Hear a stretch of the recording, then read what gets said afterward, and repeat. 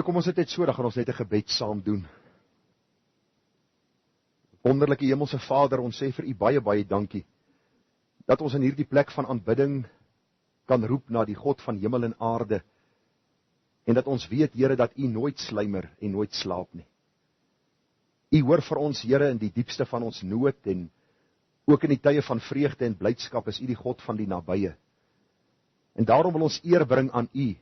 Daarom wil ons, soos die psalmdigter sê, loof die Here o my siel, en alles wat binne my is, sy heilige naam. Ons wil U loof en prys, Here, nie net vir wie U is nie, maar ook vir wat U aan ons siele kom doen het. Die Bybel sê vir ons, eens was ons duisternis, en nou is ons lig in die Here, en dan die opdrag, wandel dan, soos kinders van die lig. Here, U wat gesê dat daar uit duisternis lig moet skyn, sê vir ons in die Nuwe Testament, dat U ook so in ons harte geskyn het, om die verligting van die evangelie te bring, sodat ons kan sien, wat groot sondaars ons is, en hoe diep ons elende is, en dat ons 'n redder buite onsself nodig het. Ja, in die persoon van ons Here Jesus Christus, die enigste weg, waarheid en lewe. U is die ware wynstok, Here. Die Bybel sê U is die herder van die skape, U is die deur waardeur die skape moet ingaan. En daarom pleit ek, as U vanmôre iemand sit, of miskien inluister wat U nog nie ken nie, Here, wat miskien nog op 2 gedagtes hinker, wat nog so bietjie van die wêreld en nog so bietjie van God wil hê, dat hulle sal besef dat U 'n wonderlike, goeie, genadige en barmhartige God is, wat vir ons die oplossing kom skenk het vir ons sondeprobleme in Jesus, en dat U ons deur die Gees en deur die woord roep tot bekering. En ag, dierbare Here, ek pleit dat ons sal vlug na die kruis, want deur te sien op die kruis is daar lewe en heil, is daar lewe vir jou en vir my. Sien gelowig op Hom, word gereinig en leef, want verlossing bied Jesus ons vry. Baie dankie dat U ons gemeente in hierdie week gedra het, dankie dat U goeie hand oor hulle was, dankie dat ons van niks ernstig gehoor het wat gebeur het nie. Ons bly bid vir ons siekes, Here. Ons bly bid vir hulle wat gehospitaliseer word. Ons bid vir hulle wat, Here, besig is om aan te sterk na 'n lang siekbed en nie altyd antwoorde het vir al hulle vrae nie. Ons vra dat U die antwoord van al ons probleme, die een sal wees waaroor ons sal dink en sal bepeins en sal verlang om ook eendag by U in die heerlikheid te wees. Ons weet, ons gaan nie eendag langer leef as wat ons moet nie. Ons gaan nie eendag voor die tyd sterwe nie. Die woord is baie duidelik daaroor. En daarom, Here, help dit nie ons stop oor die verlede of wonder wat gaan môre en oormôre met my gebeur nie. U het hierdie dag vir ons gegee en ons het daaroor gesing. Dis die dag deur die Heer gemaak. Kom ons wees bly en verheug daarin. Here, ons eer U dat U ons God is. Ons dank U vir U woord in ons midde. En ons vra, Here, spreek, want U diensknegt en U diensmaag luister. Ons vra, dierbare Here, dat U woord ingangsplek in ons harte sal vind. Ja, dat dit sal vrug dra, 30, 60, ja 100voudig tot U eer. Gemeente, genade, barmhartigheid en vrede word vir U geskenk van God ons hemelse Vader, en ook ons dierbare Here Jesus Christus, en dit word kragtig menigvuldig deur die werking van sy Gees hier by ons. Amen. Ek hoop nou nie ek het al die koppelings weggesing nie. Kyk, al wat is in my sangloopbaan staan is my stem.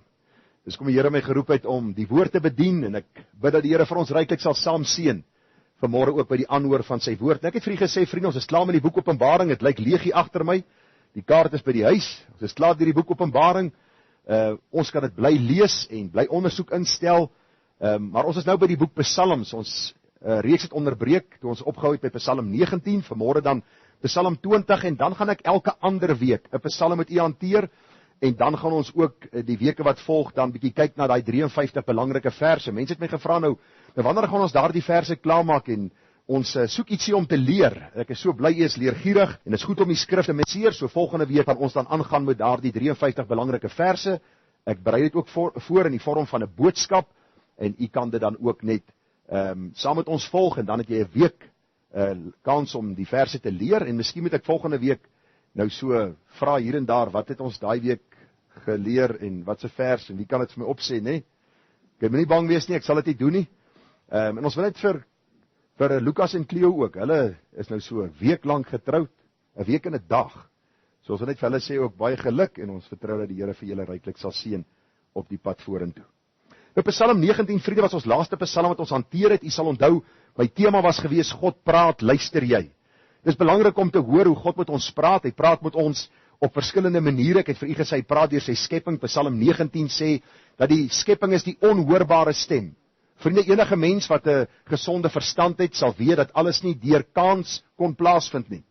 Dit kan nie deur kans tot stand gekom het nie. Dit kon nie deur kans gewees het en geword het wat dit is nie. Daarom, as jy kyk na 'n plant, 'n blom, as jy selfs kyk, vriende, na onkruid, is goed, wat die woord vir ons sê, God is die een, wat geskep het na die sondeval, het ongelukkig, baie van hierdie goed is onkruid en distels en dorings gekom, maar ook daarin sien ons, dat God die seisoene in stand hou, dat God die skepping in stand hou, en ons moet by hierdie God uitkom, en ons moet hierdie God as ons redder en ons verlosser, in ons lewens aanvaar, ons moet by daardie punt uitkom om te sê, Here, ek is 'n sondaar, red my uit genade. Baie keer sê mense, maar luister Gerard, jy glo aan die uitverkiesing, hoe kan jy vir mense sê, hulle moet hulle bekeer tot God, eenvoudig om in die Bybel so sê. Aan die een kant het God die saak van die uitverkiesing, aan die ander kant het hy die saak van, dat mense moet kom, en as jy die skepping geniet, en ek praat nou dag met 'n ou wat lief is vir jag, hy sê vir my, dis die lekkerste ding vir hom om in die veld te wees, en daar die reuk van die veld, en toe praat ek met hom oor die feit, dat God deur die skepping met ons praat. Dit help nie ons aanbid die skepping nie, ons moet die skepper aanbid. So God praat deur sy skepping. Ek wil nou nie weer hieroor preek nie, u weet waaroor dit gegaan het. God praat in besonder deur sy woord. Die algemene openbaring is deur die skepping, almal kan dit sien. In enige land in die wêreld kan ons God deur sy skepping sien. God praat spesifiek deur sy woord. Ons laaste punt was gewees, wat moet my en jou reaksie is? Onthou, elke boodskap verwag 'n reaksie. As ek vir Kalfyn sê, Kalfyn, gaan maak jou bed op, en ek kom verby en die bed is nie opgemaak nie, dan is daar probleme. Sy reaksie op my opdrag bring 'n reaksie van my, as hy my opdrag verontagsaam het. En dis dieselfde met die Bybel, God se boek, vriende, praktiese boek. En R.C. Sproul sê dit so mooi, hy sê, jy hoef nie jou verstand eenkant te sit, om die woord te verstaan nie, jy moet jou hoogmoed eenkant sit, om die woord te verstaan. God praat ook met ons, en ons moet reageer as hy met ons praat. Nou, ek is opgewonde oor Psalm 20, ek vertrou die Here dat hy my wysheid sal gee om dit, wat ek in my binnekamer nagevors het, en wat ek glo, ek kon voorberei het, oordra op 'n manier, dat u dit sal verstaan, want die doel van die boodskap, en elke Sondagse lering is, dat u hier sal uitstap en sê, nou weet ek meer wat God vir my uit Psalm 20 wil sê. Ek weet meer van God, ek weet meer van myself, en die doel is dat ek sal verander om hom te verheerlik. So kom ons lees saam uit hierdie baie besondere Psalm 20. Baie interessant dat die Here 'n krygsman gekies het, hierdie man Dawid wat vir Goliat verslaan het, dat hy 'n digter sou wees, dat hy 'n skrywer sou wees, dat hy 'n sanger wat sou wees. So dit wys jy nie, is nie net sagte ouens wat sing nie, en 'n sagte ouens wat bietjie, weet met die digkuns besig is nie. Ek skryf ook so af en toe vir my vrou 'n gedig, dis hoekom sy nog by my is, want dit seker nie oor die looks nie. So die hele gedagte man het, dis goed om te sien dat die Heilige Gees hierdie man Dawid, 'n krygsman, 'n held, ook geïnspireer het om vir ons hierdie baie besondere lied neer te pen. Nou wil ek vir u noem, Psalm 20 is 'n lied wat hulle gesing het voor hulle uitgetrek het na die oorlog toe. Nou baie interessant, ek gaan nou 'n bietjie daaroor praat. Dit klink eintlik vreemd, né? Dat jy 'n lied soos hierdie sal sing voor jy uittrek om jou vyand te ontmoet. Maar kom ons lees Psalm 20 vers 1 vir die musiekleier, 'n psalm van Dawid. Mag die Here u verhoor in die dag van benoudheid. Mag die Here mag die naam van die God van Jakob u beskerm. Mag hy u hulp stuur uit die heiligdom en u ondersteun uit Sion. Mag hy dink aan al u spysoffers en u brandoffer met welgevalle aansien. Sela. Hierdie woordjie Sela beteken ons moet 'n paar oomblikke vat om te dink oor wat die skrywer nou gesê het. Vers 5.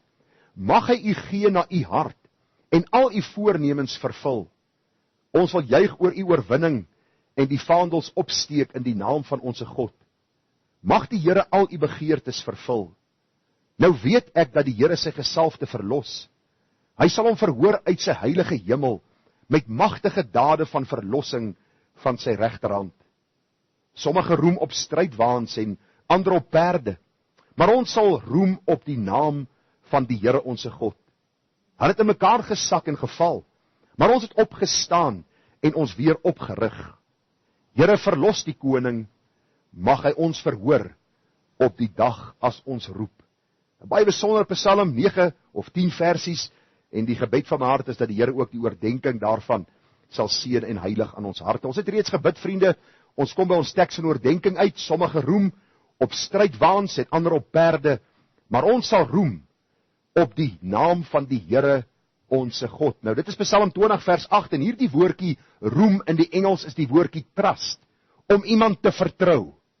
En dis presies wat koning Dawid hier sê, hy sê sommige roem op strydwaans, ander roem op perde, maar ons sal roem, ons sal vertrou op die naam van die Here onse God. En dis belangrik dat ons vanmôre sal sien dat hierdie Psalm in besonder vir die kinders van die Here is. As jy nie 'n kind van God is nie, ja, vertrou in die Here dat hy jou verlossing sal skenk. Maar as jy kind van God is, wil ek vir jou sê, jou vertroue begin by redding. Om hom as die verlosser en saligmaker raak te sien soos deur die blaaie van die Bybel geopenbaar en deur die Heilige Gees in ons harte verklaar. Maar van daar af is dit 'n pad van vertroue. Dis 'n pad wat ons stap met die Here, en ek wil vir u sê, dikwels, wanneer ek deur stryd gaan, dan besef ek net, as hierdie stryd nie oor my lewe gekom het nie, sal daar nie 'n groot verlange in my hart wees na die hemel nie. As alles net goed gegaan het met my en jou, hoekom sal ons verlang na die hemel? Waarom sal ons eendag by die Here wil wees, as die aarde dan vir ons so wonderlike tuiste is? Daarom die gedagte, maar ons sal roem, ons sal vertrou op die naam van die Here, al moet ons vyand in die oë staar. Al moet ons hierdie geestelike stryd stry, al moet ons deur tydelike beproewinge gaan, ons vertrou op die naam van die Here, hoofletter H-E-R-E, die verbondsgod. Ons vertrou op die Here, onse God. Die tema van vanmôre is bietjie in die vorm van 'n vraag. En ek moes hierdie vraag beantwoord het hierdie week vir myself. Die ergste is, ek berei hierdie woord voor, terwyl ek voorberei moet ek belydenis doen waar ek teenoor die Here skuldig staan. Sondag moet ek dit vir u bring. En die gebed van my hart is dat u sal sien, dis nie net nog 'n boodskap wat 'n mens se haas uit 'n hoed uittrek nie, maar dit is regtig 'n woord wat ons uit die gedeelte moet raak sien, wat God met ons wil kommunikeer, om vir ons die vraag vanmôre te vra, op wie of wat vertrou jy in hierdie 21ste eeu? Nou vriende, ek wil begin deur net so vir u te sê wat ons nou in die klompie psalms hanteer het. Ek het vir u gesê dat die psalms is die mees geleesde boek onder kinders van die Here. Onthou jy dit? Die meeste kinders van God vind absolute kalmte, geestelike spys, vertroue in die Here wanneer hulle deur die boek Psalms werk. Jy sien, as jy kyk na mense op hulle sterfbed, en ek het nou al so oor die 100 mense in my bediening begrawe, en ek was by baie van hulle se sterfbed gewees, dan het nog nie een van hulle vir my gevra, Dominee, lees asseblief vir my een van die geslagregisters. Ek wil net graag seker maak, ek het nie 'n naam gemis in een van hierdie geslagregisters nie. Hulle vra nie vir my om die boek Levitikus vir hulle voor te lees nie.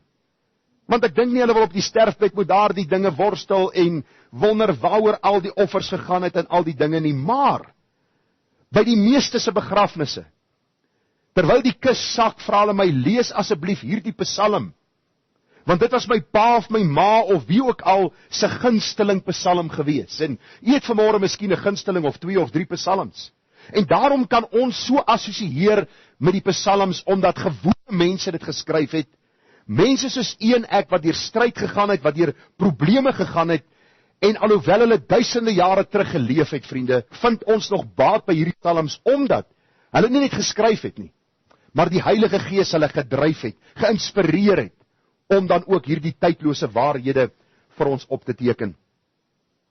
Baie interessant, as 'n mens bietjie in die geskiedenis gaan kyk, sal ons sien dat in die tyd van Dawid was daar baie min dinge wat verskil het van ons dag.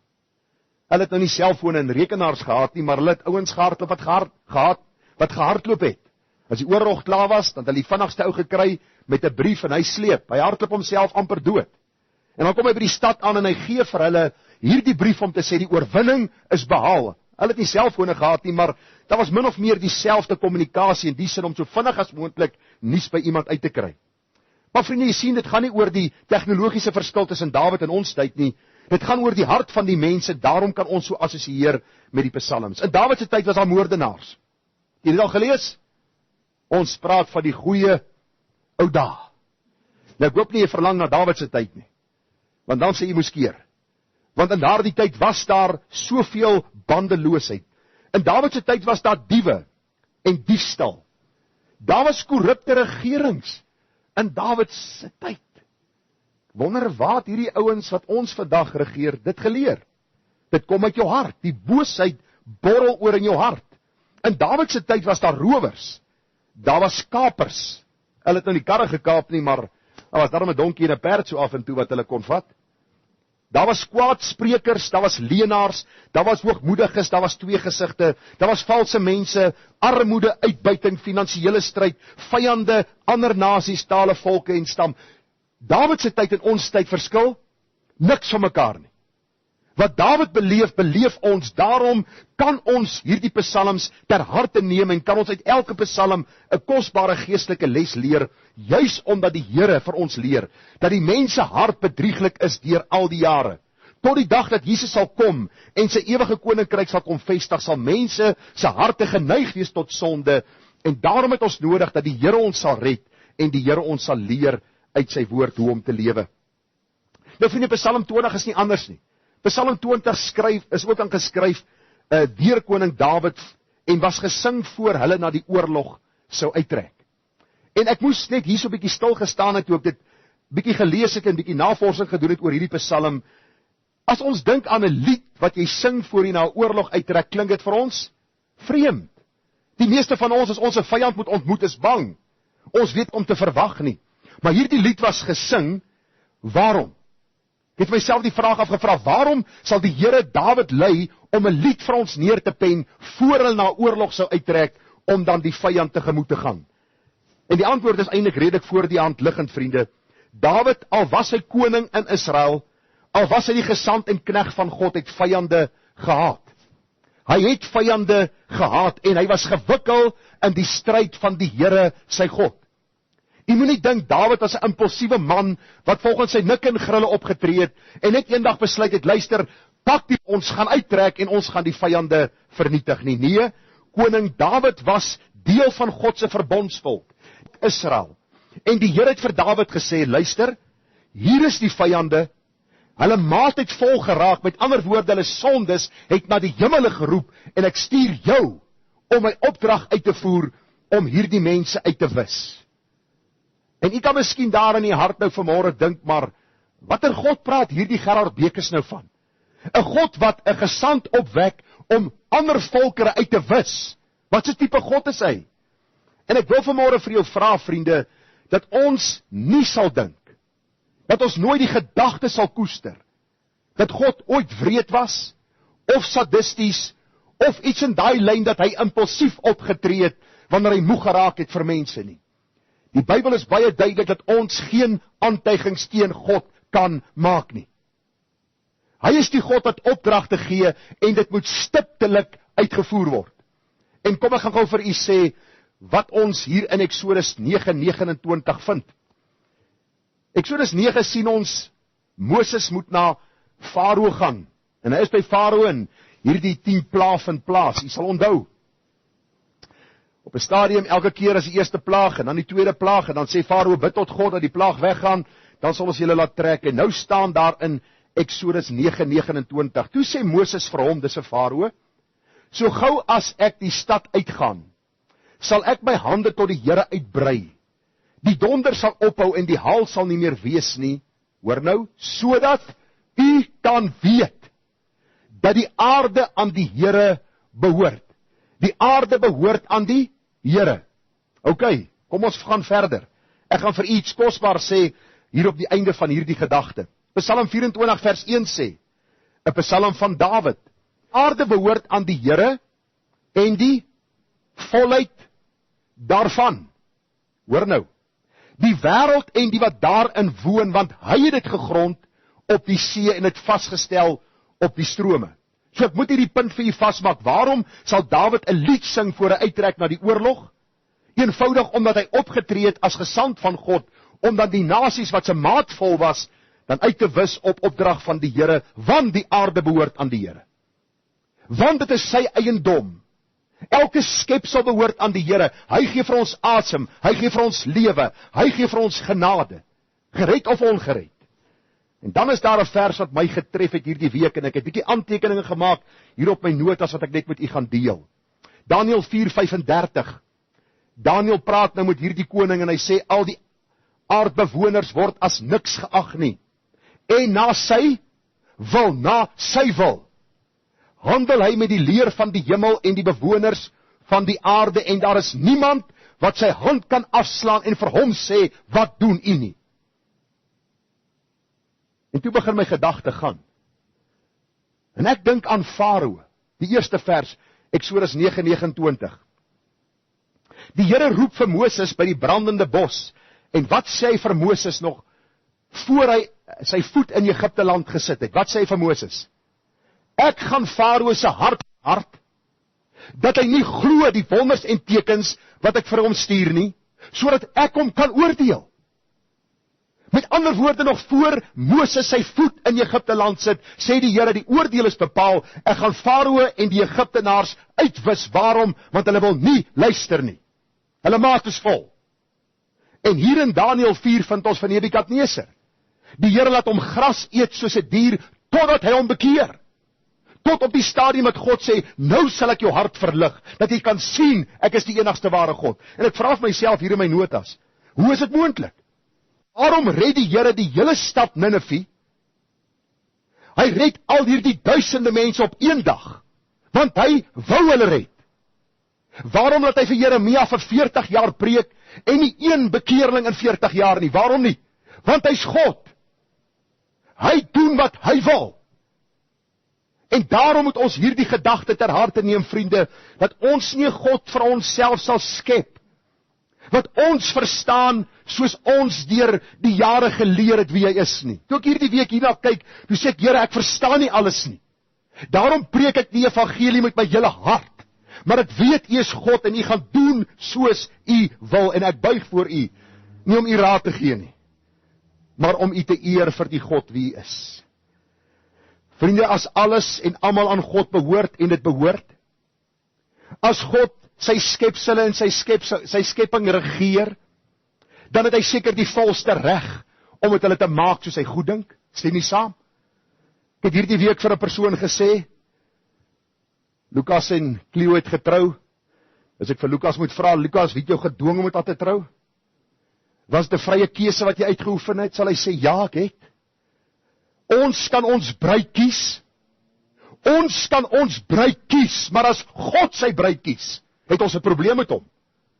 Dan sê ons vir hom, wie is jy om te kies soos jy wil? Luister, hy's God. En as hy ons almal hel toe wil stuur, sal ons almal dit verdien het. As hy sommige red, is dit genade wat hy vir ons gee. Daarom het Dawid hierdie psalm gesing. Hy sing hierdie psalm wat hy weet, hy tree namens God op, nie uit sy eie mag en krag nie. En hierdie God wat hom hoor wanneer hy sing, en wanneer hy hierdie oorlog dan trek, is die God wat hom gestuur het om dit te doen. Daar is Dawid, ek vir die Here sê, Here, ek verstaan nie alles nie. Hoe langer ek die pad met u stap, hoe meer besef ek hoe min verstaan ek, want oor jare is ek geïndoktrineer om 'n God vir myself te skep, wat werk volgens my prentjie en my raamwerk. En hierdie week moes die Here weer die mat onder my uittrek en sê, my kind, ek is God, en die bewoners van die aarde kan nie my hand afslaan en vir my sê, wat maak jy nie? Hierdie waarheid is so groot dat ek soms vir die Here sê, Here, 'n hele volk, wis hy almal uit, man, vrou, kinders. En toe gaan doen ek 'n bietjie navorsing, vriende, en ek wil vir u sê, ons moet nooit dink dat die Here opgetree het op 'n manier wat ons vandag sal beskou as wreed nie. Die vraag vanmôre wat ek met u wil hanteer is, waarom gebeur dieselfde nie vandag nie? Waarom stuur God nie sy koning om die sondaars wie se maat vol is te oordeel vandag nie? Wie kan gou vir my sê? Waarom doen God nie dieselfde in Dawid se tyd gedoen het nie? Waarom wek hy nie iemand op om vir ons as leier op te tree om die vyande te vernietig nie? OK. Jesus het gekom, kom ek vat nie gou-gou deur die 3 punte. In die Ou Testament was daar 'n teokrasie. Met ander woorde, God regeer. So God het sy regering gehad en toe begeer die volk wat? 'n koning soos die ander volkere. Wat doen die Here? Hy gee vir hulle hierdie koning. Wat sê die Here vir Samuel? Hulle verwerp jou nie as profeet nie. Hulle verwerp my. En die Bybel sê vir ons dat die Here gee vir hulle die koning. Hierdie koning was Saul en later Dawid en later Salomo. En die Bybel sê vir ons, hy was die sigbare gesag van God, wat in getrouheid gedoen het soos God bepaal het. Baie belangrik. Van hulle was opreg, maar die meeste korrup. Selfs God se eie verbondsvolk, sy leiers het korrup begin optree. Soveel so dat die Here Israel in ballingskap, oftewel gevangenskap weggevoer het na Babel en Assirië. En ons het nou net gelees uit Daniël. Daniël was in Babel in ballingskap weggevoer. Vandag soos God bepaal, baie belangrik, let op die woordkeuse, soos deur God bepaal, regeer die party soos deur die mense gekies, in 'n demokrasie of autokrasie. Nou wat is die verskil tussen demokrasie? Ons weet die chaos wat vandag heers is demokrasie, autokrasie is dieselfde chaos. Dis net 'n leier wat die stemme so half kook dat hy in beheer bly en hy verwoes en vernietig mense se lewens. Baie belangrik. Boos of in geregtigheid. Maak nie saak hoe hulle heers nie. Ons moet hulle gehoorsaam in soverre hulle nie van ons vra om teen die Bybel en ons gewete te gaan nie. En dis waar ons nou by Psalm 20 uitkom. Hierdie volkere het kans gekry om hulle te bekeer. Die Bybel sê dat Israel was die een wat die woord sou uitdra, wat hierdie kosbare offer sou bring om vir die heidene te wys dat daar is 'n God in die hemel wat verlossing kan bied. Die volkere het nie ag gegee nie, en die Bybel sê toe hulle maatvol is, het die Here hulle vernietig. Hy gebruik Dawid, en ek wil vir u gou sê hoe godloos hierdie mense was. En dan terwyl ek vir u sê hoe godloos hulle is, moet jou self nie verskoon vanmôre nie. Want miskien het die meeste van ons hierdie week wraakgedagtes bedink teen iemand. Miskien het die meeste van ons in hierdie week iets gedink wat God nie verheerlik het nie. Belangrik dat ons hierdie groot waarheid sal raak sien. Jy sien, God se uitstel van sy oordeele, vriende, is nie die afstel nie. Dis nou tyd van genade, die oordeel sal kom. Daarom moet ons nie vra, hoekom het God die koning daai tyd gebruik en vandag lyk dit of hy alles net oorsien nie. Voel jy baie keer so? Voel dit jy baie keer of die Here net alles laat verbygaan? Niemand tree op nie en almal doen en maak net soos hulle wil. Ek praat gister met die dokter by wie ek was. Hy sê vir my, die afgelope 3 maande dinge geweldig agteruit gegaan in ons land. Hoekom? Die belangrike gedagte is, mense dink die uitstel van God se oordeel beteken God is afwesig. Hy gee nie om nie. Maar ek wil jou vanmôre kom bemoedig, hy is in beheer. Dis nou nog genade tyd. Daarom sê Jesaja 1:18, kom nou en laat ons die saak uitmaak, sê die Here, al was jou sonde soos skarlaken, dit sal wit word soos sneeu. As jy gewillig is en luister, sal jy die goeie van die land eet, maar as jy weier en wederstrewig is, sal jy deur die swaard geëet word, want die mond van die Here het dit gespreek. Jy sien, Psalm 20 is juis, vriende, dat hierdie saak baie duidelik na vore sal kom. Dat Dawid in 'n stryd gewikkel was vir die Here en sy saak. Israel was een van die kleinste volkere wat God gekies het. Het u gedink, as hulle totaal uitgemoor was, sou ons nooit die Messias gehad het, ons sal nooit die woord gehad het en die evangelie kon verstaan het nie. Vir ons vanmôre is daar nie 'n fisiese vyand per se nie. Daar is van hulle wat in die aand wanneer jy slaap, dan kom hulle in jou huis sonder om te vra. Dan moet jy eers vir hom vra, het jy geklop? Dan sê hy, nee, ek het nie geklop nie. Maar wat is dit met die prys van eiers uit te waai?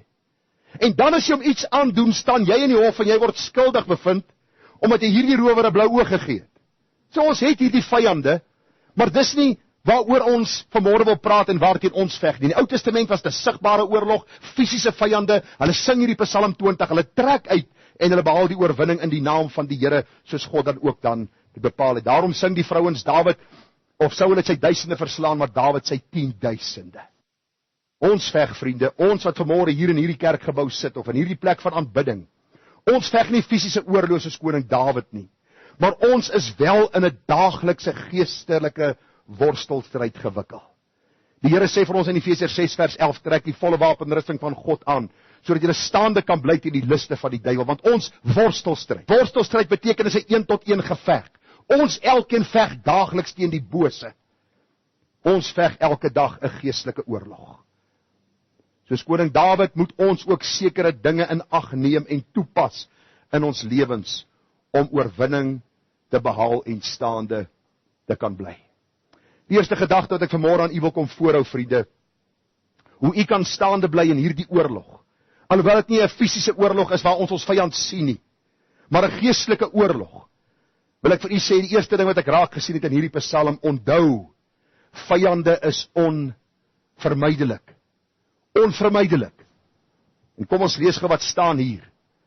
Psalm 20 vers 1 vir die musiekleier, 'n Psalm van Dawid. Mag die Here u verhoor in die dag van benoudheid, mag die naam van die God van Jakob u beskerm, mag hy u hulp stuur uit die heiligdom en u ondersteun uit Sion. Here, verlos die koning, mag hy ons verhoor op die dag as ons roep. Waarna verwys Dawid hier as hy praat van die benoudheid? As hy praat van hierdie gedagte, stuur vir ons hulp, stuur vir ons uitkoms. Ek dink as ons skrif met skrif vergelyk, sien ons dat Israel het baie fisiese vyande gehad, sigbare vyande. Die Here sê in Eksodus 23:22, onthou hulle is nou klaar uit Egipte land uit. Nou sê die Here, maar as jy terdee na my stem luister en alles doen wat ek sal sê, sal ek die vyand van jou vyande en die teestander van jou teestanders wees. Dit was my gebed, Here, wees u die vyand van my vyande. En wees u die teestander van my teestanders. Of die teestander. Hoekom? Ons sal later sien in die boodskap, dat ons moet op God vertrou. Op wie en wat vertrou jy? Vers 23. Want my engel sal voor jou uitgaan, hoofletter engel, en jou bring na die Amoriete, die Hetiete, Feresiete, Kanaaniete, Jewiete en Jebusiete, en ek sal hulle vernietig. Ek, sê die Here, sal hulle vernietig. Nou dink jy by jouself, maar net ons het vandag ook baie vyande, sigbaar in ons oë, ons dink dit is vyande. Maar ek wil vir u sê, as u die woordjie Amoriet en Hetiet en Feresiet en Kanaaniet lees, moenie vinnig daaroor lees nie. Kom ek gee gou vir u 'n bietjie agtergrond wie hulle was. Dan sien jy of u met hulle tee wou drink. Soos oom Julius en oom Malema. Of was nou Zuma.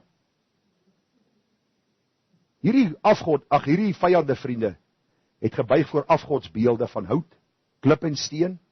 Hulle het verontreinig met boosheid van alle kante. Dit ding wat hulle gedoen het, hulle kinders geoffer. Hulle kinders geoffer. 'n lewende wese geoffer aan hulle sogenaamde God wat hulle uit klip en hout en goud gemaak het. Seksorgies by die tempels was 'n algemene ding wat hulle self inbegewe het.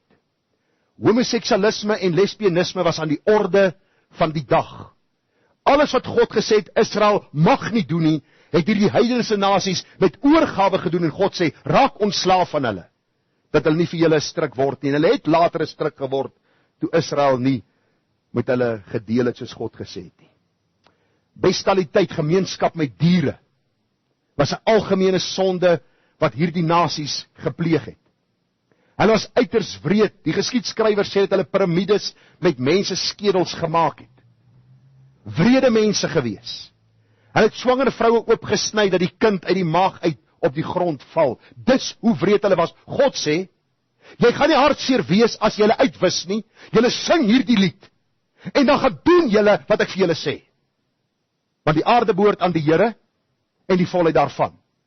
Elke skepsel op die aarde moet God dien. Ons moet hom dien. Dis nie opsioneel ekstra nie. Die meeste rebelleer en sê ons sal hom nie dien nie. En God sê, ek sal my oordeel bring. Hulle het vroue verkrag en geplunder. Ag vriende, u kan gaan lees in die geskiedenis, is hartseer as jy hierdie goed lees. Drank, golery, heksery, dergelike dinge. En hierdie is 'n kort lysie van 'n lang lys wat ek vir u kan gee. Die Here sê, gaan en gaan vernietig hierdie mense.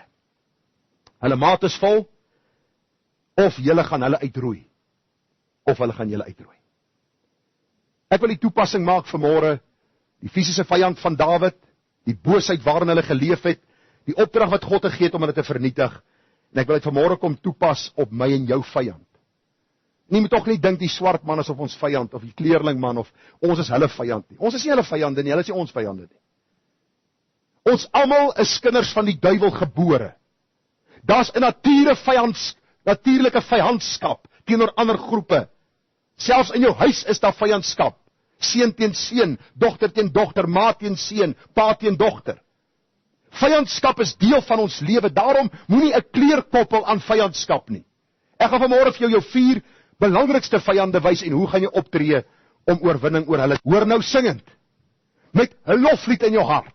Nie altrerend en met 'n geween en sê, ag Here, hierdie ding het my alweer getref. Ag Here, U weet ek wil net bly wees, ek wil net gelukkig wees. Ek wil net Eindelik as jy daai gebed bid jy wil gouer hemel toe gaan. As jy kind van God is. Want dis al wanneer ons vreugde en blydskap volkome gaan wees, is in die heerlikheid. Ons het ook vyande, vriende. Wie is hulle en hoe deel ons met hulle? Vir Israel moes hulle hierdie vyand fisies gaan vernietig het, voor hulle sondes 'n stryk geword het vir die volk. Ons vyand is in die eerste plek die duiwel.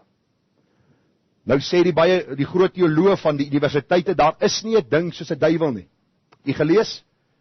Hulle sê dit is iets wat ons uitgedink het om ons kinders mee bang te maak. Hulle sê op die einde van die dag, dis iets wat hoort by die klomp mense wat met hierdie baie donker en duister dinge te doen gehad het. Ons is verligte mense, ons glo nie meer daaraan nie. Ek wil vir u sê 1 Petrus 5 vers 8 sê vir ons, wees nugter en waaksaam, want julle teestander, die duiwel, wat doen hy? Hy loop rond soos 'n brullende leeu en soek wie hy kan verslind. Ek hoop u verstaan vanmôre dat u die teiken van die duiwel is elke dag. Jy en ek is die teiken van die duiwel elke dag. En die doel waarom hy ons kom versoek is omdat hy ons wil verslind. Daarom moet ons hom teestaan. Baie interessante brullende leeu. Nou, u almal het al seker 'n leeu gesien in die regte lewe en oor televisie. In die regte lewe is hulle baie meer indrukwekkend. Maar het u al gesien as 'n leeu jag? Soek hy die sterkste blouwille beeste in daai klomp? Of soek hy die sterkste buffel? Glo dit of nie, daai kat is so sterk soos ek wil amper sê soos ons. Hy is sterk. Maar hy soek die swakste een wat eenkant is en dan vat hy hom. En hy trek daardie prooi van hom neer. En dis presies wat die duiwel doen. Wanneer ons swak is, sal die vyand alles in sy vermoë doen om ons te verslind en ons te vernietig. Die tweede gedagte, wie is nog 'n vyand van ons? Die wêreldse stelsel. 1 Johannes 2 vers 15, moenie die wêreld lief hê, of die dinge wat in die wêreld is nie. As iemand die wêreld lief het, dan is die liefde van die Vader nie in hom nie. Want alles wat in die wêreld is, die begeerlikheid van die vlees, die begeerlikheid van die oë, en die grootsheid van die lewe is nie uit die Vader nie, maar is uit die wêreld. Praat maar met ons jong kinders vanmôre hier. Praat maar met die jong kinders oor die algemeen. Wanneer laas jy 'n jong kind gehoor wat vir jou sê, oom, dan nie, oom nie. As ek groot is, wil ek enige sendeling word. Ek wil Afrika toe gaan, en ek wil vir daardie boosaard sê, daar is 'n God wat hulle lief het, dat hulle kan bekeer tot hom. Al wat ons kinders oor praat, grootsheid van die lewe, die begeerlikheid van die oë, ons wil ryk word, ons wil mooi karre ry, ons wil in groot huise bly. Al daai goed is bestem om te vergaan. Die wêreldse stelsel het so onder ons velle kom inklim, dat ook ons vandag begeer 'n beter lewe. Ons is nie tevrede wat ons God vir ons gee nie. Daarom sit ons in hierdie ding vasgevang, dat ons geestelik nie oorwinnaars kan wees in die naam van die Here nie, want die duiwel en die wêreldse stelsel het ons al in 'n groot mate gevat. Jouself, die groot predikers gaan lees hulle sê die grootste vyand wat hulle het is hulle self. Een van die predikers skryf die lidmaat waarmee hy die meeste probleme gehad het in sy hele bediening was hy self. Hoor wat sê Paulus in Romeine 7 vers 18. Want ek weet dat in my, dit wil sê in my vlees, niks goeds woon nie. Onlangs saam met 'n swart man golf gespeel. En hy sê op 'n stadium vir my, baie, hy kan 8 tale praat. Baie belese man. As jy met jou praat, sy Engelse aksent, dis mooi. En ek sien hierdie ou is clever.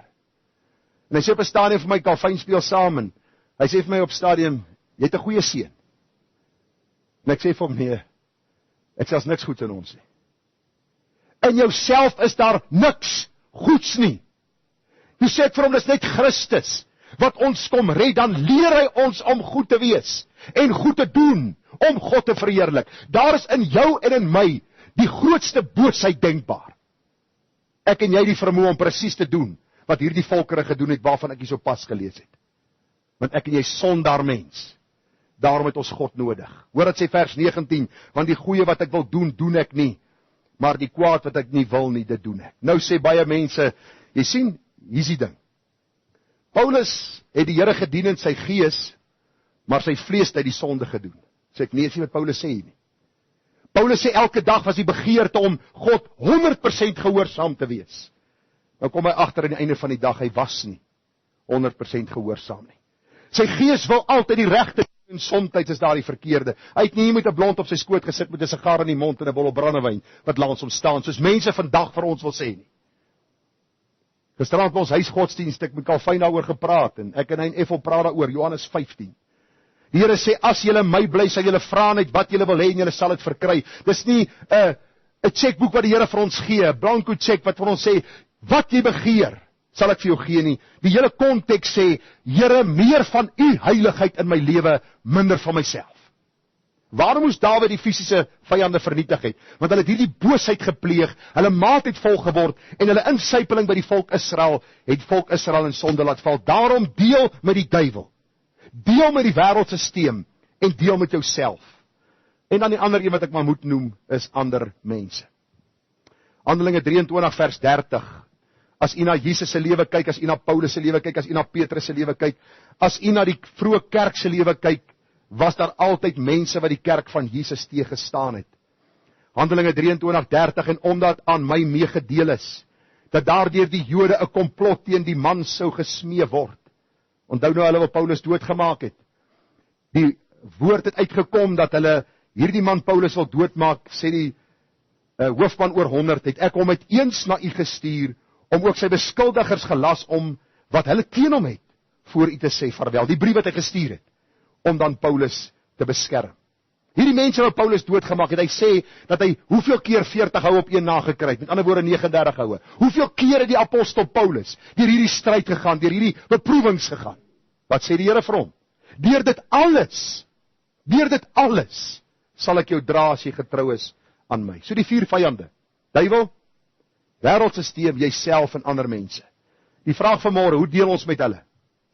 Maak ons soos Dawid, voer 'n heilige oorlog, maak hulle dood, verwens hulle, beraam onheilsplanne teen hulle? Nee. As u die geskiedenis gaan kyk, hoeveel dinge het al gebeur onder die naam van die Here, wat skandelik is vir die kerk vandag. Waar kinders van die Here, hulle vergryp het aan mag, om op die einde van die dag die vyand volgens hulle uit die weg te ruim. Ons vyande gaan op 'n paar maniere uitgewis kan word, of ten minste, kom ons sê eerder, hanteer kan word. Jakobus 4 vers 6, maar hy gee groter genade, daarom sê hy, God weerstaan die hoogmoediges, maar aan die nederiges gee hy genade. Onderwerp julle aan God, weerstaan die duiwel, en hy sal van julle wegvlug. Vriende, jy gaan nie die duiwel wegkry deur jou poorte te salf nie. Mense salf, hierdie week weer, gehoor van die ou wat sy karprobleme gee, dis die aanbeveling, salf en olie die ding, seën hom. Jy kan daai engine seën tot jou 5 liter kookolie op is. En as jy van Jerusalem olie saamgebring het, gaan jy duur olie mors. Maar wat dink mense, ons gaan van die duiwel ontslaa raak, as ons alles salf met olie. Olie en salwing beteken vir my en jou niks nie. Wat sê die Bybel? Begin nederig word. Besef jy kan die vyand nie uit jou eie krag oorwin nie. Onderwerp jou aan God. As jy besef dat God is ook in beheer van die duiwel, Martin Luther sê, even the devil is God's devil. Hy is nie geskaap as duiwel nie, hy is geskaap as volmaakte engel. Deur sy rebellie het hy geval, maar ten spyte daarvan, wat moet ons doen? Onderwerp jou aan God, sê Here, ek kan nie. U kan. Ek het in gebedstye gesit waar hulle vir siekes bid, dat die eerste woorde wat die ou gebruik, Satan, in die naam van die Here bestraf ons jou.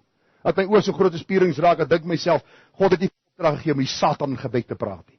Maar dis die goed wat ons doen. Daarom kry ons nie oorwinning nie, ons dink ons is die duiwel se gelyke. Ek en jy is nie sy gelyke nie. Dink jy skrik jou?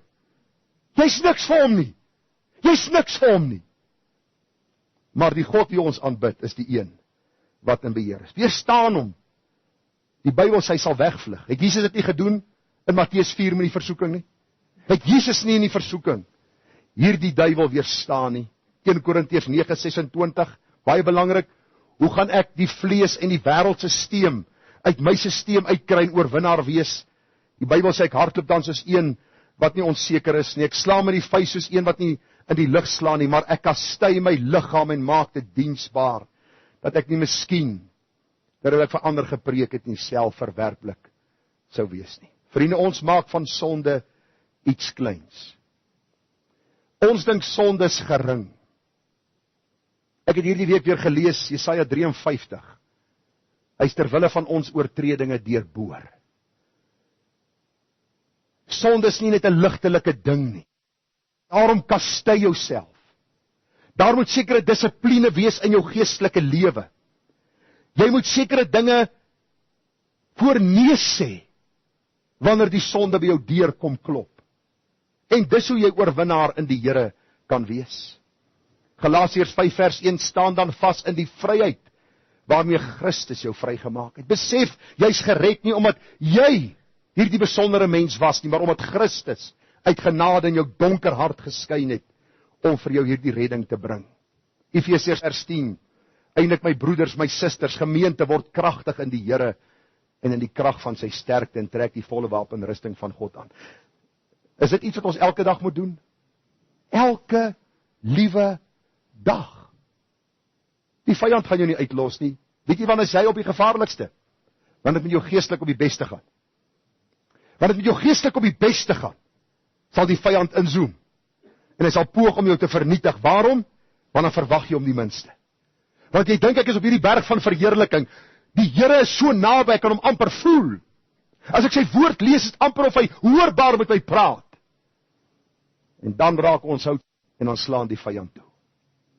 So die eerste gedagte, vriende, is vyande is onvermydelik. Dawid het fisiese vyande gehad, voor hy moes uitreik vir die oorlog, het hulle gesing, want die oorwinning is vas in die Here. So moet ons ook besef, ons het vyande, nie fisies nie, maar die geestelike vyande, die duiwel, die wêreldsisteem, jouself en dan ook fisies ander mense. Mense wat gaan poog om jou geloof te probeer van jou, amper sê, wegsteel, wat gaan poog om jou te laat sondig saam met hulle, miskien 'n skuldgevoel of 'n las op jou te plaas, miskien net eenvoudig, soos, ek wil amper sê, 'n ketting, en 'n gewig aan jou te hang, om jou te probeer vernietig. Daarom, pas op, vra die Here vir wysheid, ons het gesien hoe deel ons met hulle. Nou dink jy die tyd is al amper klaar, en ek is nou by punt 1. Maar ek is nou oor na tweede raad toe, sal baie vinniger gaan. Die tweede gedagte is, Dawid het geroep om hulp. Eerste plek, hy het besef, vyand is onvermydelik, hy het op die Here vertrou. Tweede plek, hy het geroep om hulp. Vir die musiekleier, Psalm van Dawid, mag die Here u verhoor in die dag van benoudheid. Mag hy u hulp stuur uit die heiligdom en u ondersteun uit Sion. Nou vriende, ons almal weet ons moet bid, maar dis die mees afgeskeepte dissipline in die lewe van die kind van die Here. Stem nie saam? Wie van u vind dit maklik om te bid? As 1, 2, okay. Dis maklik baie keer om te bid. Maar die meeste van die tyd is dit 'n stryd. Hoekom is dit 'n stryd? Want die oomblik as ons wil bid, is die duiwel daar om ons te herinner aan baie goed. Die vlees onthou ek moes dit en dit doen. Daar was soveel goed en dan meeste van die tyd los ons die gebed. Ons kom vanaand by die huis, ons het nederlaag gelei en ons dink by onsself, jy het eers vanmôre gebid nie. Jy het eers vanmôre hierdie voorreg gebruik om in die heerlikheid van God te wees deur gebed nie. Dit was nie so met Dawid nie. Hoor wat sê die Bybel, Psalm 55 vers 17. Maar ek roep God aan en die Here sal my verlos, saans en smorgens en smiddags. Klaag ek en steun en hy hoor my stem. Ek moet vir u sê, in die jare wat ek in die bediening is dit die ding wat ek die meeste agterkom, kinders van die Here afskeep. Gebed, hoekom? Want ons sien nie iemand nie. Ek kan met my vrou praat, en as ek sien haar gedagte dwaal, en sê ek van Pop, hoekom staar jy? Hoor jy? Jy sien iemand, jy kommunikeer met hulle. As ons bid, is dit 'n geloofsaak. Die Bybel sê vir ons, Christus het die weg gebaan, hy is die hoëpriester wat van ons intree by die Vader, en ons moet werklik stil word en sê, Here, nou bid ek in die geloof, en al voel ek nie u teenwoordigheid nie, ek bid omdat dit 'n opdrag is wat u my gee. So Dawid trek uit vir die oorlog, hulle sing hierdie lied, maar Dawid is ook 'n man wat gebid het, voor hy hierdie vyand tegemoet gegaan het. Die Bybel sê 3 maal 'n dag, wie het nog 3 maal 'n dag gebid? Daniel, daar sê Daniel, Psalm 5 vers 3, gee ag op die stem van my hulpgeroep, my koning en my God, want tot u bid ek, in die môre, Here, sal u my stem hoor, in die môre sal ek dit aan u voorlê, en afwag. Dat is een ding wat ek al baie vir die Here gevra het, ek wil graag bid soos my pa gebid het. Hy was 'n man wat gebid het. Gereeld het ek sy stem gehoor. En as ek sy stem hoor, wie het nog sy stem gehoor? God. En die Here het sy gebede gehoor. Miskien nie almal soos hy graag wil hê nie. Maar hy was 'n man wat altyd gebid het. Toe hy in die ouete huis kom, jou vriende, dis klein plekkies. Jy het letterlik 'n badkamertjie met 'n kombuisie, en dan jou slaapkamer is alles. Jou bed, 2 stoele en 'n hangkas. En toe het hulle klagte gaan indien by die opsigter. Hierdie Gert Bekes, vroeg in die môres hoor ons hom bid. En nou praat ek van vroeg, 3 uur in die môres, 3:30 in die oggende. Wat 'n wonderlike aantuiging. Ons hoor hom vroeg in die oggende bid. Dawid was so 'n man. En ek moet vir onsself die vraag afvra, is ons soos 'n Dawid wat gereeld bid? Of dink ons dat gebed is eintlik so ietsie wat hier 'n voetnota van ons lewe moet wees? Ek vra jou, ek vra myself die vraag. Psalm 119 vers 147, voor die môre skemering roep ek om hulp. Op u woord wag ek. Dit beteken nie ons moet almal in die môre bid nie. As jy nagskof gewerk het, dan moet jy verkieslik gaan slaap. As jy dan wakker word, bid. Want gebed is noodsaaklik. Dawid het geroep om hulp. Daarom het hy geweet dat die Here ook vir hom sal hoor. Ons ly dikwels, vriende, en ly met 'n lang ei, omdat ons nie bid nie. Ons vyande kry dikwels die oorwinning oor ons, omdat ons baie antwoorde soek, maar ons wil nie bid nie. Antwoorde, vriende, uit boeke, of uit die Bybel wat jy kry, wat sonder gebed verenig is, beteken eintlik niks nie. Die Bybel sê die letter maak opgeblaas, dit is die Gees wat stig, en daarom bid sonder ophou. Efesiërs 6 vers 17, terwyl julle met alle gebed en smeking by elke geleentheid in die Gees. Ek het dit nou daar verduidelik op een van die oordenkings, bid in die Gees is nie die snaakse brabbeltale waarmee julle besig is, maar werklik in die krag van die Heilige Gees te bid en daartoe te waak met volharding. En nou gaan ek so 'n bietjie, miskien 'n harde aanhaling vir u deurgee, maar vat dit soos ek dit moes vat. Vriende, kom ons hou op vra, hoe moet ek bid? Hou op vra, waarvoor moet ek bid? Hou op vra, hoe lank moet ek bid en begin bid? Niemand gaan jou en my leer bid nie.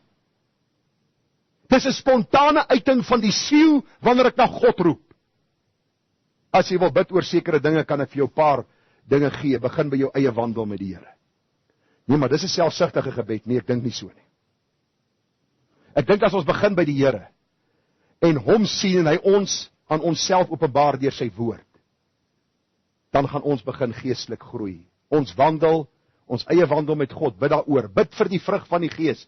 Baie kinders van die Here, en ek wil nie vir algemeen nie, hulle rook nie, hulle drink nie, hulle vloek nie. En hulle steel nie. Beteken. Hang af hoe lyk die belastingjaar. Maar die gedagte is net, dis mense wat kwaad praat. Dis mense wat lieg. Dis mense wat kwaad stook. Hoekom is dit so? Want ons bid nie. Want as ek die vrug van die Gees lees, dan maak ek 'n liedjie daaroor en ek sing daaroor, maar dit het nie in my siel 'n impakkie. Daarom sê ek vir u, bid Here dat die vrug van die Gees sigbaar sal word. Wat is die eerste vrug van die Gees? Liefde. Liefde teenoor wie? God. En dan teenoor, wie is die naaste aan jou? Jou vrou. Jou man. In die jare bedien het die plek waar ek vind die minste liefde uitgeleef word. Die man teenoor die vrou. Hulle is geïrriteerd met mekaar. Die vrou sal iets vra, die man sal sommer vir haar die mat dit gooi. Met my oë sien ek dit. Ek dink myself, dis presies waar ons sit. Ons het God lief. Maar my vrou weet nie daarvan nie. Sy sien dit nie. My kinders sien dit nie.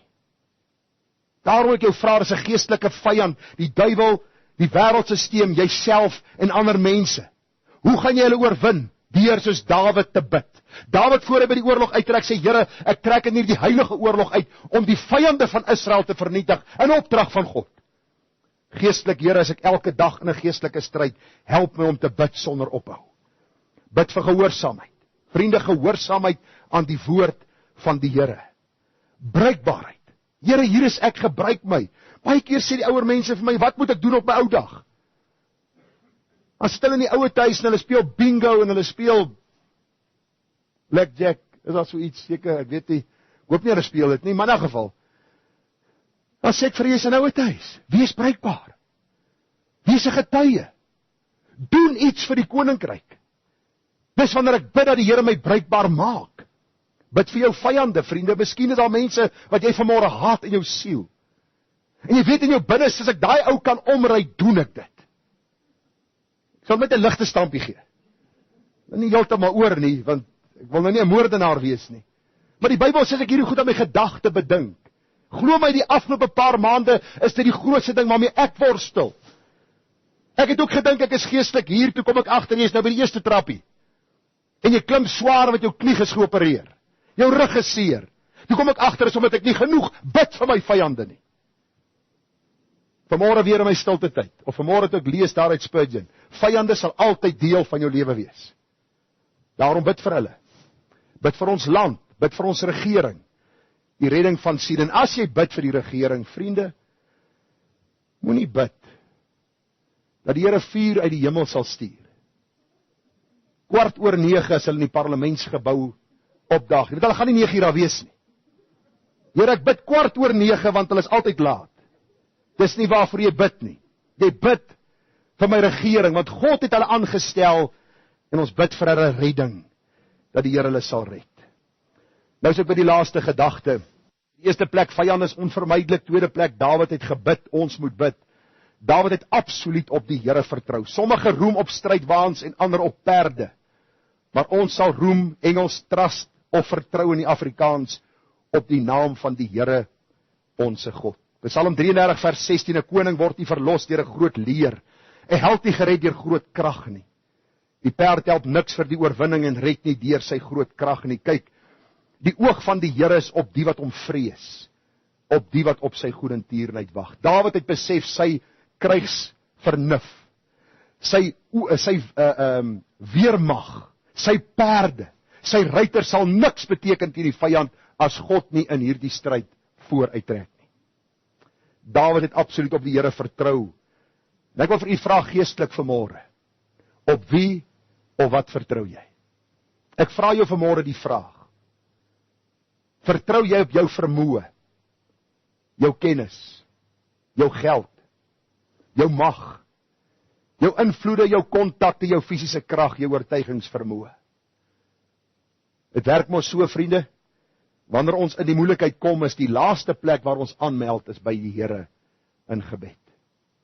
Ons het 'n paar rand in die bank, so ons kyk of ons hierdie saak nie kan oplos voor die tyd nie. Fisies probeer ons uitsorteer mense wat teen ons opstaan. Moenie worry nie, ek het kontak op die regte plekke. Dis 'n oom eendag vir my daar in Vredendal kom, sê het, hy klop aan my deur. Ek maak oop, die oom is net so groot. Okay, miskien bietjie groter. Maar ek dink by sy dood was hy so groot. Maar hoe dit ook al mag sê. Ek ontmoet die oom en hy vra vir my 'n paar vrae. Hy was lyk my in een of ander gemeente gewees vroeër jare en hy sê vir my op 'n stadium net so: "Weet jy wie is ek?" Ek het nie geweet hy het sy identiteit verloor nie. Maar ek sê vir hom: "Nee, ek weet nie. Wie's oom?" Hy sê: "Ek is so en so en ek het daar gebly en my oom, of my neef of een of ander familie van hom is die hoofgeneraal in die weermag. As hy sê hierdie ou gaan dood vandag, gaan hy dood." En die ou vertel my klomp goed, nou staan so in die oprit, ek sal nooit vergeet nie. Staan daar 'n ou Fiat karretjie. Hy sê dis nie eintlik my kar waarmee ek ry nie, ek het 'n groot Mercedes wat daar in die motorhuis staan. En die oom het klaar met is, ek vertel nou nie vir u storie nie, ek praat nou met u die waarheid. Ek het klaar met hom gepraat, sê ek vir oom, luister gou. Ek gee nie om wie jou neef of jou oom is nie. Ek gee nie om wat jy ry nie, ek gee nie om wat jy het nie. Ken jy die Here? En ek het met daai oom met dieselfde goed omgesit tot die dag van sy dood. En daai oom is dood sonder die Here. Waarom? Ek ken mense, ek het geld, ek het alles, ek het nie God nodig nie. Kind van die Here, ek wil jou vra, voor jy 'n saak probeer uitsorteer op jou manier, roep na die Here, vra vir hom verwysheid. Spreuke 3 vers 5 en ek is nou klaar. Vertrou op die Here met jou hele hart en steun nie op jou eie insig nie. Ken hom in al jou weë, dan sal hy jou paaie gelyk maak. Wees nie wys in jou eie oë nie. Vrees die Here en wyk af van die kwaad. Dit sal genesing wees vir jou liggaam en verkoking vir jou gebeente. Memoriseer hierdie 4 verse. Vertrou op die Here met jou hele hart, met jou hele wese. Ons ly dikwels onder ons vyande. Ons kry geestelik swaar. Ons leef so slagoffers in plaas van oorwinnaars en die rede is omdat ons nie naby ons redder leef nie. Ons vertrou op onsself terwyl ons nietig en swak is. Ons hart is dikwels koud en afsydig. Ons het nodig om te vra, Here, laat my koue hart herleef en ten volle op U vertrou. Gaan lees bietjie Spurgeon se dagstukkie 21 Maart. Die aandgedeelte, hy sê, Here, as U nie deur U Gees weer opnuut in hierdie hart 'n vastigheid bring nie. As U nie met 'n bonatuurlike werking van U Gees my hart weer rig na U nie, sal ek nie die kind van U wees wat ek moet wees nie. Daarom hierdie pragtige Halleluja lied waarmee ek afsluit. 212 sê slegs vertroue elke dag. Moet hou deur die swartste nag, Jesus trou staan vas en pal. Slegs vertroue, dit is al. Slegs vertroue uur na uur, heel my korte lewensduur tot ek voor sy troon neerval. Slegs vertroue, dit is al. Die koorgedeelte, slegs vertroue sien op Jesus, dit is al. Aan hom vasklem elke dag. Slegs vertroue, dit is al. Dawid sê vyand is onvermydelik. Ons het nie noodwendig die fisiese vyande nie. Dis meer geestelik. Selfs die mense wat fisies optree in ons raak 'n geestelike stryd. Onthou hierdie 4 dinge wat ons elke dag mee te doen het. Die duiwel, die wêreldstelsel, jouself en ander mense. Onthou die oorwinning. Tweede ding, onthou om te bid. Belangrik om te bid. En dan eerste op die Here te vertrou. Maar dit is nie net gebed nie. Maar Dawid het geweet tot wie hy bid. En dat by God sy krag te vind is. Daarom bid ek dat u en ek hierdie Psalm ter harte sal neem, dat ons sal sien God as nie wreed toe hy Dawid gestuur het, om met 'n lied in sy hart die vyande te vernietig nie. Want die aarde behoort aan die Here in die volheid daarvan. En daar gaan 'n dag aanbreek, waar hy hierdie wêreld ook gaan vernietig. Waar hy ook sondaars in die gerig gaan bring. Waar hy hierdie aarde met vuur en swavel, sê die Bybel, sal verbrand, en 'n nuwe hemel en 'n nuwe aarde sal skep, waarop geregtigheid sal woon. Ek hoop u sien Psalm 20 in 'n ander lig. Mag die Here vir ons wysheid gee. Kom ons bid saam. Hemelvader, ons bid dat ons die eenvoudige gedagtes uit hierdie Psalm sal raak sien, met die blye wete dat u die God is wat in beheer is. Here, ek pleit en ek vra dat u genade vir ons groot sal wees en genoeg sal wees. Dat u ons sal help om te besef dat ons kan nie vyande vermy nie. Hulle sal altyd deel wees van ons lewe. Ons het nie 'n verskoning as ons val nie, want ons kan bid sonder ophou. En ons het 'n God op wie ons kan vertrou, wat sterker is as die wa of as die perd of as die kruisman. Here is sy naam. En daarom vra ek, Here, dat ons in die eerste plek op u sal vertrou, dat ons 'n saak sal deurbid, dat ons werklik sal vas staan en sal vra, gee ons genade, Here, sodat ons na die stryd u beter sal leer ken, om meer as oorwinnaars in u naam te wees. Wil u ook vir ons seën waar ons nou op ons pad huis toe sal wees, sal u goeie hand ons lei, en Vader, mag ons hierdie boodskap oordink, en mag ons wandel in opregtheid voor u.